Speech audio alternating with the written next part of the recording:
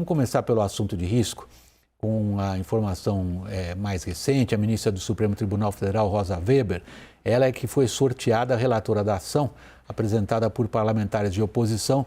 Essa ação, ela pede investigação de Bolsonaro pelas críticas ao sistema eleitoral, críticas essas reiteradas naquela apresentação aos embaixadores em Brasília na última segunda-feira. Ao vivo, então, Nolan Robertos com as mais recentes informações. Boa noite, Nolan. Caiu o sinal do Nolan, foi avisado. Ficamos com a ilustração da ministra Rosa Weber. Ela é relatora da ação contra o Bolsonaro. Essa é a ação de partidos de oposição. É possível, vamos examinar isso também agora um pouco mais adiante na nossa análise, que outras instituições participem ou encampando ações ou mesmo através de representações. É algo que está sendo trabalhado ainda, discutido em Brasília. Nós vamos falar desse cenário de risco. Para isso também nós estamos trazendo um profissional de uma agência de reputação internacional, a Eurásia. Estou falando do Christopher Garman. Christopher, você está falando conosco de Nova York. Muito obrigado pela oportunidade aqui nossa de ter a sua participação conosco. Christopher, deixa eu começar provocando você. A sua empresa, a Eurásia, ela é muito conhecida por atribuir probabilidades que ela transforma em números. É difícil fazer isso, é uma arte, Christopher. Qual é o número que você dá para a instabilidade política a qual o próprio presidente da República se referiu? Olha, bom, primeiro, boa noite, William. Prazer estar aqui no show com vocês. A gente não colocou um número específico na rubrica instabilidade política. O que nós estamos dizendo é que a gente qualificou qual é a chance de a gente ter um evento semelhante ao que a gente viu no dia 6 de janeiro, na invasão do Capitólio americano nas últimas eleições.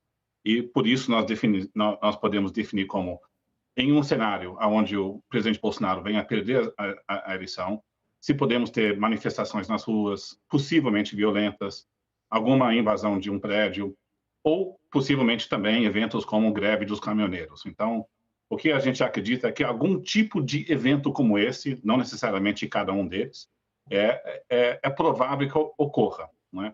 Dado a dinâmica que nós estamos enxergando, não só com a retórica do presidente Bolsonaro questionando a lisura do voto eletrônico, até a própria reação do próprio Supremo, e também o que estamos enxergando nessa disputa que nós vislumbramos pela frente. Algum tipo de confusão é provável, é difícil especificar exatamente o que pode acontecer, mas acreditamos que o risco é elevado. Christopher, você está fazendo parte de uma roda, tá? Só lembrando a você que você faça uso da palavra quando você quiser, não espere eu passá-la. Eu vou agora colocar os nossos analistas na conversa contigo, no diálogo contigo também. Fique à vontade. Thaís, como tem sido a reação entre aqueles que participaram desse evento segunda-feira? Nós já fizemos essa pergunta. Você tem uma apuração nesse sentido? Boa noite, William. Tenho uma apuração nesse sentido. Eu consegui um documento de uma embaixada da Europa a respeito do encontro da segunda-feira. O que diz o lead, né, no nosso jargão jornalístico, a notícia principal ali desse documento? Diz que as declarações do presidente Jair Bolsonaro naquele encontro com embaixadores são perigosas, entre aspas, porque é do documento, e elas indicam imprevisibilidade. O que resume esse documento dessa embaixada europeia? Diz que o presidente Jair Bolsonaro faz uma série de acusações mentirosas, eles usam esse termo, o presidente mentiu, lembram que a Justiça Eleitoral, o Tribunal Superior Eleitoral, já demonstrou inúmeras vezes que alguns dos elementos apresentados pelo presidente ali, sim, são fake news. O que faz também a embaixada? Faz aquela relação que o presidente fez questão de ressaltar, de ele se incluir como integrante das Forças Armadas. A embaixada diz que isso também é um ponto de atenção. O que resume, William, para além do documento?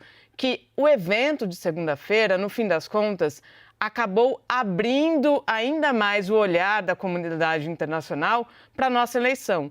Porque o presidente Jair Bolsonaro escancarou ali algumas coisas que é de difícil compreensão para quem não é acostumado com a nossa política. Boa. Então, há um olhar bastante atento, William. Boa, eu passo imediatamente a palavra para o Christopher, pedir um segundinho só de paciência a Raquel e o Caio, porque a Thaís, Christopher, está provocando exatamente o seu ponto.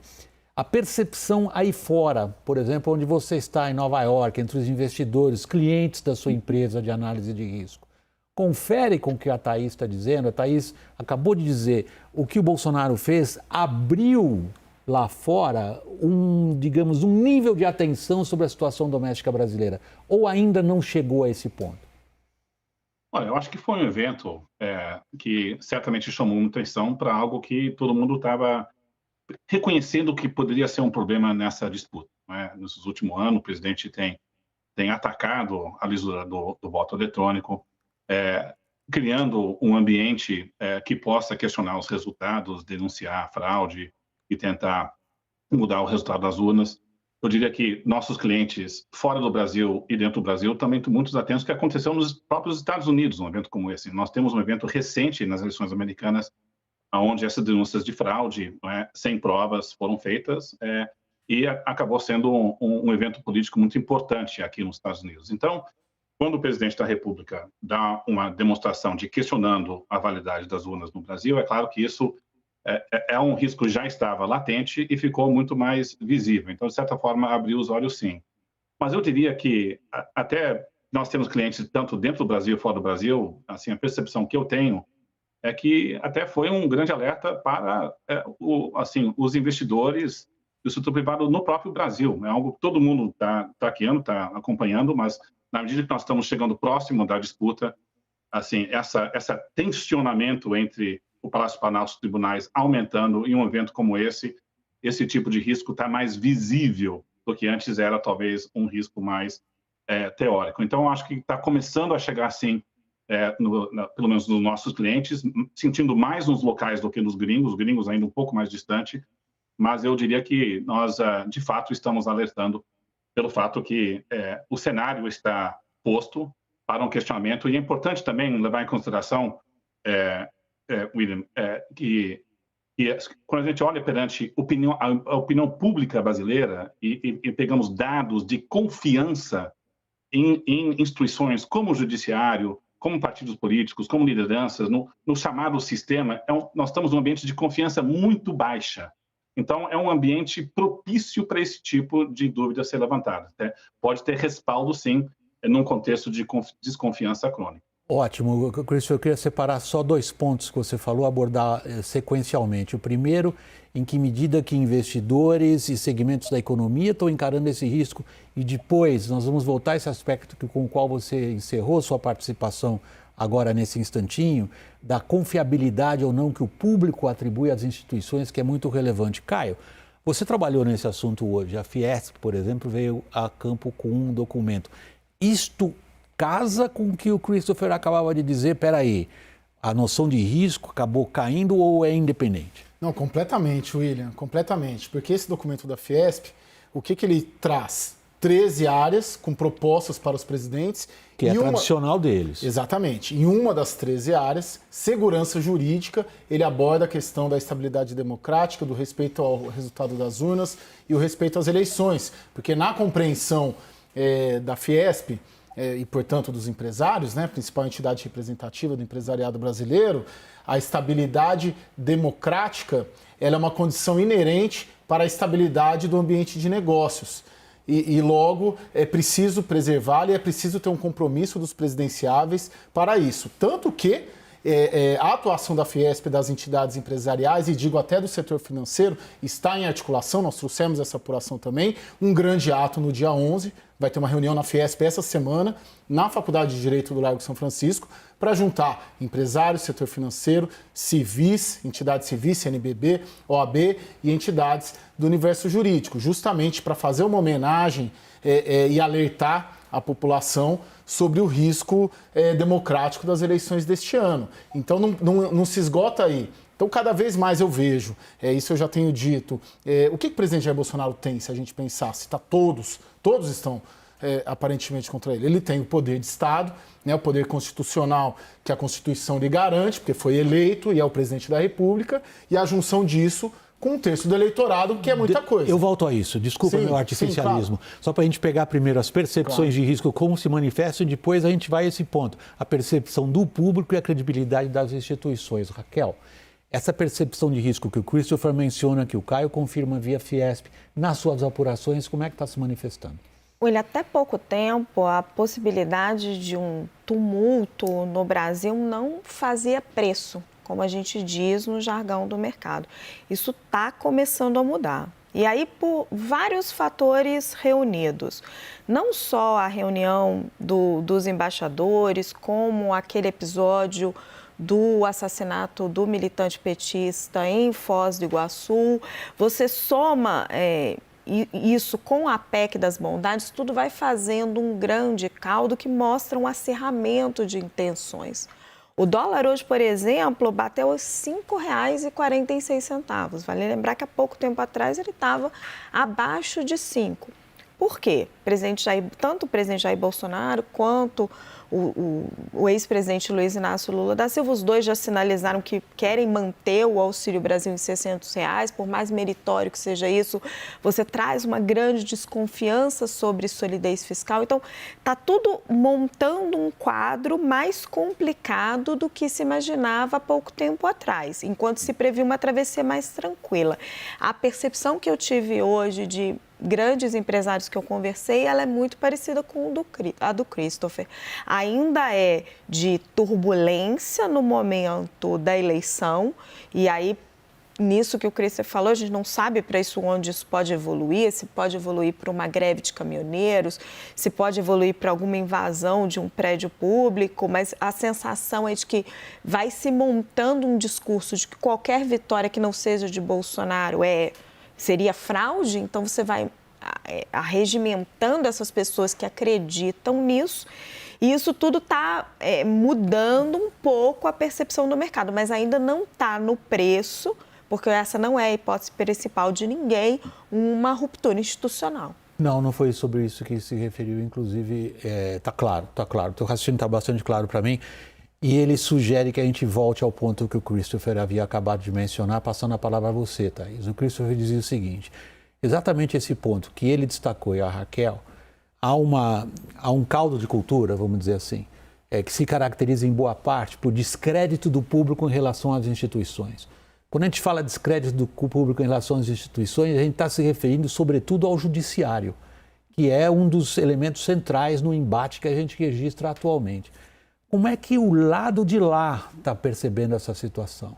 Ministros do Supremo, integrantes, eu sei que não é do Judiciário, do Ministério Público.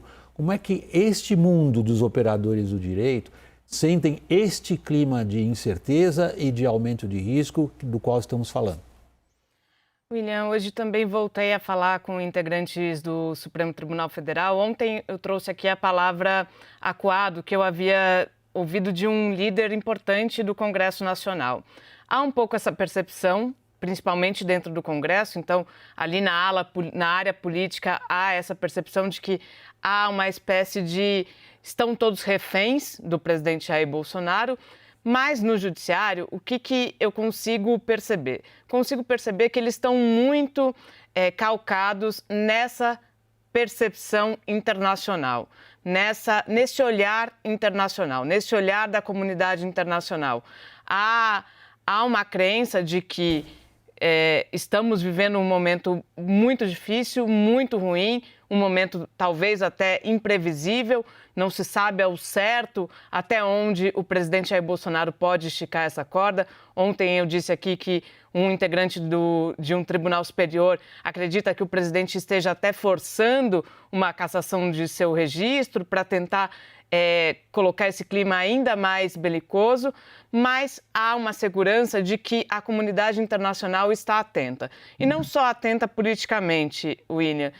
Hoje também, nessa conversa com essa embaixada, ficou bastante claro de que sanções ao Brasil não estão descartadas, inclusive sanções econômicas. Então, o judiciário também se apega a isso, também acredita que o olhar internacional dá uma certa segurança para a nossa democracia.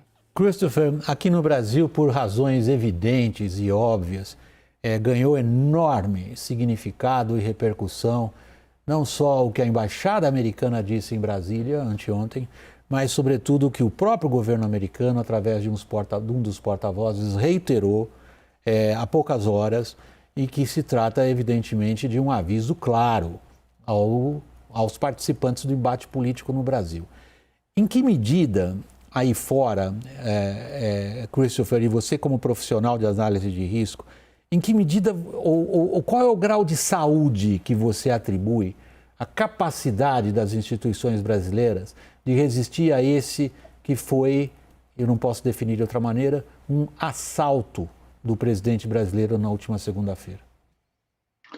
Olha, assim, olhando sobre a pergunta se quais são as chances de uma ruptura democrática, uma ruptura institucional mais grave, aí eu diria que nós estamos um pouco menos preocupados. Não é? Quando a gente olha sistemas políticos e compara eles entre os países e quais são os condicionantes para uma ruptura democrática ou uma ruptura institucional, não estamos vendo elas no Brasil. Nós temos um sistema político que é caracterizado por múltiplos pontos de veto. Na verdade, o Poder Executivo tem restrições muito maiores do que outros países. Temos um Congresso independente, um Judiciário muito independente, um sistema federativo muito descentralizado, uma mídia atuante. Então, tem várias restrições sobre o poder do Executivo e também há limites até que ponto que as forças militares poderiam acompanhar em um processo de não respeitar os resultados das urnas. Então, achamos muito difícil haver um tipo de cenário onde um resultado das urnas não seja respeitado. E até não tem meios de contestação jurídica, como tem nos Estados Unidos, que gerou uma grande confusão na eleição do Trump, com possíveis contestações. Então, e também, geralmente, não temos regressões democráticas quando temos um executivo forte, não é, que quer mudar as regras do jogo para o seu benefício. E também não temos essas condições aqui. Nós estamos em um ambiente difícil, internacional e doméstico. Então, assim, em termos de chances de ruptura, eu acho são pequenas. Não chegaria a um ponto onde governos estrangeiros teriam que sancionar o Brasil com esse tipo de evento. Então, o que me preocupa mais, ou nos preocupa na Eurásia, num contexto de descrédito grande perante a opinião pública e manifestações que possam ir para a rua, e também num contexto onde uma parcela importante do eleitorado acredita que houve fraude nas urnas, isso não é saudável para qualquer democracia. Então, a preocupação nossa é um pouco mais ao longo do tempo, não somente um evento de ruptura no curto prazo, mas gera muita incerteza no curto prazo. E também, por último, eu diria que nós temos uma dinâmica muito ruim, não só entre os ataques ou as denúncias do presidente Bolsonaro do voto eletrônico, mas também o judiciário, os tribunais superiores se sentem recuados, atacados, e eles reagem de forma de decisões muito fortes de coibir fake news ou declarações públicas com contornos políticos que acabam inflando o diagnóstico dentro do Palácio do Planalto, a base bolsonarista, que eles não estão agindo de forma imparcial. Então, veja que não só a ação, mas a contra-reação está exacerbando esse ciclo negativo que nos preocupa no dia da eleição. Mas, em termos de ruptura democrática, eu acho muito pouco provável, e as instituições brasileiras nos parecem mais robustas do que a grande maioria de outros países em mercados emergentes. Esse ponto me parece muito relevante, Raquel e Caio, ao qual o Christopher acabou de se referir. A gente olha para as táticas político-eleitorais do presidente e temos aqui criticado ela de forma bastante contundente. O que ele chama a atenção é para a reação dos tribunais que são atacados. E como que essa reação e não é o que ele disse, não é a opinião dele, agora é a minha. E a reação desses tribunais é política na mesma medida. A frase do Christopher foi, eles se sentem atacados, reagem, e o que a gente registra é a exacerbação de tudo isso. Você, como analista político, vê este ciclo, né, essa espiral, de alguma forma sendo rompida ou se acelerando? Vac, eu vejo esse evento de segunda como um reagrupamento de forças e expondo claramente quem está de um lado, quem está de outro, em relação, não digo em relação a Bolsonaro e Lula, eu digo em relação ao respeito ao resultado eleitoral ou não. A reação hoje mesmo, o TSE divulgou mais de 60 notas de repúdio. Os próprios empresários que estavam ali, né, namorando ainda, um pé lá, outro cá, conversando com o Lula, mas preferindo a agenda econômica, vamos supor, do Paulo Guedes e por aí vai, já se expondo muito mais. Então ela reagrupou forças e o judiciário conseguiu angariar muitos apoios, né? Eu já falei isso várias vezes aqui. Os players políticos de 64 do golpe não estão presentes em 2022, apoiando uma ruptura. Então esse movimento de segunda, claro, ruim, muito ruim, mas por outro lado ele reagrupou forças e tenho a sensação de que o lado pró-eleição mostrou a cara e mostrou que é grande institucionalmente falando, apesar do presidente ter ainda um terço do eleitorado e o poder de Estado nas mãos. Mas está bem claro que o judiciário não está sozinho na defesa do resultado eleitoral. Eu gosto quando o analista diz eu tenho a sensação. Você se coloca também como cidadão, como pessoa no debate. O que você está dizendo, Caio, é o seguinte: há um conjunto de dados que eu percebo na realidade e a minha sensação é que esse conjunto de dados sugere uma reação forte ao que foi feito segunda-feira. E a sua sensação, Raquel? William, é parecida com a do Caio, mas hoje eu tive uma conversa com o general do Exército em que ele me colocou um ponto que eu fiquei pensando muito sobre isso. Ele disse que o presidente Jair Bolsonaro e o entorno dele, eles têm uma capacidade de pegar, às vezes, uma ideia, ele usou essa palavra, estapafúrdia, como, por exemplo, de que as urnas eletrônicas têm fraude. E repetir a exaustão, e isso vai formando um caldo e arregimentando pessoas para essa ideia. O Christopher colocou um pouco isso também, em que aquilo vai se tornando, pelo menos para aquela massa de apoiadores e até para simpatizantes, como um fato. E a preocupação desse general é exatamente o quanto essa ideia consegue crescer dentro das Forças Armadas. Ele me dizia que hoje Jair Bolsonaro está cercado por um grupo de generais que não eram os que estavam com ele no começo, então devem muito a ele para os postos que estão hoje, e que ele não vê um risco de ruptura institucional, mas ele se preocupa com o quanto essa ideia estapafúrdia, nas palavras dele, pode ter respaldo dentro das Forças Armadas. Bom, vamos fechando esse nosso primeiro momento de análise. Eu queria aproveitar então para agradecer ao Christopher Garman e pedir desculpas, Christopher, ao apresentá-lo.